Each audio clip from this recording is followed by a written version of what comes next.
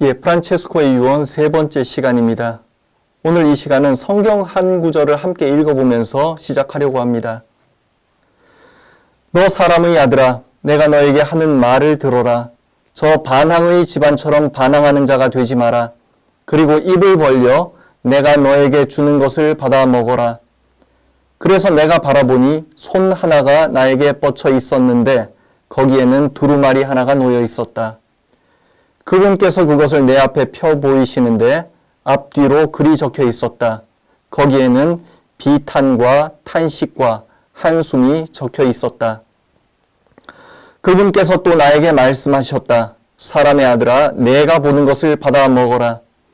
이 두루마리를 먹고 가서 이스라엘 집안에게 말하여라. 그래서 내가 입을 벌리자 그분께서 그 두루마리를 입에 넣어주시며 나에게 말씀하셨다. 사람의 아들아, 내가 너에게 주는 이 두루마리로 배를 불리고 속을 채워라. 그리하여 내가 그것을 먹으니 꿀처럼 입에 달았다. 그분께서 다시 나에게 말씀하셨다. 사람의 아들아, 이스라엘 집안에 가서 그들에게 내 말을 전하여라.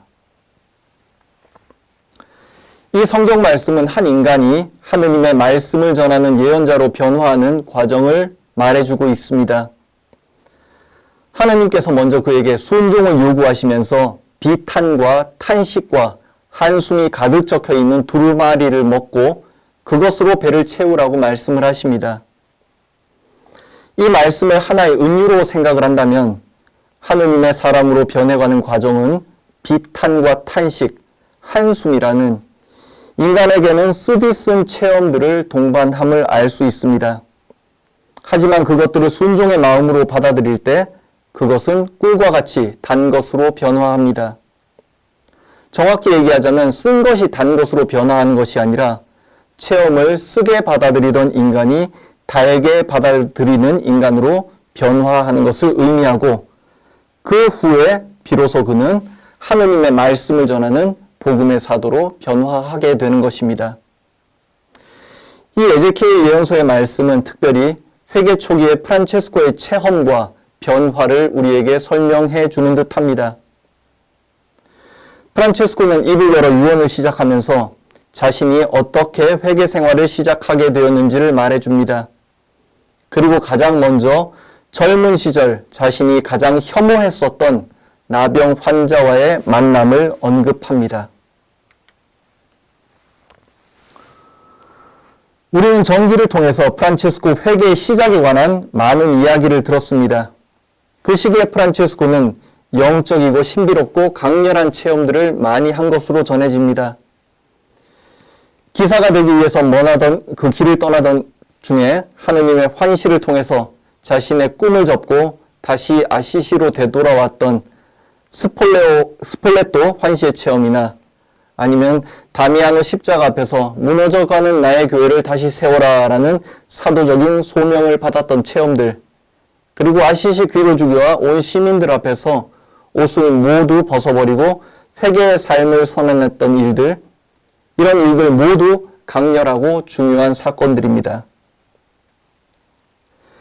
그런데 우리가 제3자에 의해서 쓰여진 전기를 통해서만 그의 삶을 들여다보면 정작 프란치스코 본인은 자신이 어느 순간 어느 사건을 통해서 회개 생활을 시작했다고 생각하고 있는지, 언제가 죄중의 삶에서 복음의 양식을 따르는 삶으로 넘어가는 기점이 되었다고 생각하는지를 확실히 알 수는 없습니다. 그런데 다행히도 유언에서 프란치스코는 본인의 입으로 그 결정적인 사건은 바로 나병 환자와의 만남이었다라고 우리에게 전해주고 있습니다. 몇몇 전기들은 프란치스코가 길을 가다가 우연히 나병 환자를 만나서 그에게 다가가 포옹하고 입맞추며 애긍을 한 이야기를 전하고 있습니다. 이것이 실제로 있었던 사건인지 아니면 그가 회개 초기에 나병 환자들의 공동체에 머무르면서 그들에게 봉사했던 그 기간을 상징적으로 묘사하는 사건인지는 잘 알 수 없습니다. 하지만 분명한 것은 회개 초기에 그는 나병 환자들과 함께 살았고 그들과 함께 살았던 그 체험이 프란체스코의 변화에 결정적인 역할을 하였다는 사실, 그것 하나만은 분명한 것 같습니다.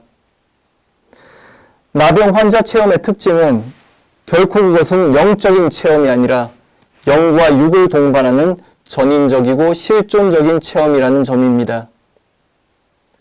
하느님을 향한 회개의 여정은 영혼만 외따로 가는 것일 수 없고 영혼과 육신이 함께 가야만 하는 것입니다. 따라서 자기중심적이었던 인간이 그 길을 가기 위해서는 마음의 변화만으로는 부족하다. 그것은 육신을 동반한 전인적인 변화가 전제되어야 한다는 것입니다. 그리고 프란체스코에게 있어서 그 변화는 나병 환자와의 체험을 통해서만 가능했다라는 것입니다. 그 체험은 영적이고 초월적인 체험이 아니라 나병 환자의 살 썩는 냄새 그리고 고름 냄새를 맡으면서 일어난 실존적인 체험이었고, 이 체험을 통해서 그 시대의 아들 프란체스코는 하느님의 아들 프란체스코로 다시 태어나게 되는 것입니다.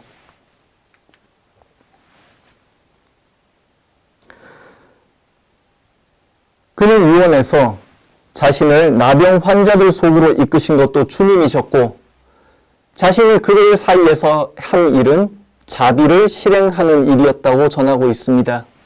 프란치스코는 그들 안에서 자비를 실행하였다. 자비의 사전적인 의미는 강한 힘이나 많은 권한을 가진 사람이 그렇지 못한 사람에게 베푸는 일종의 관용이나 배려, 혜택 등을 의미합니다. 하지만 그런 의미에서의 자비와 유언에서 프란체스코가 말하는 자비, 그가 나병 환자들에게 베푼 자비에는 큰 차이가 있습니다. 복음에서처럼 당시 사회에서도 나병 환자들은 죄인이며 벌받은 사람으로 간주되었습니다. 그래서 일반적인 사람들에게는 기피 대상이었습니다. 보통 사람들은 성 안에서 살았지만 그들은 성 밖에서 살았고 성 안으로 들어오는 것은 허락되지 않았습니다. 다시 말해서 그들은 어떤 사회적인 보호도 받지 못하는 계층의 사람들이었습니다. 어느 누구도 그들과 상종하지 않았고 그들에게는 어떤 능력이나 권리도 주어지지 않았고 또한 어떤 의무도 부과되지 않는, 사회적으로는 철저하게 버려지고 소외된 무능력자들이었습니다.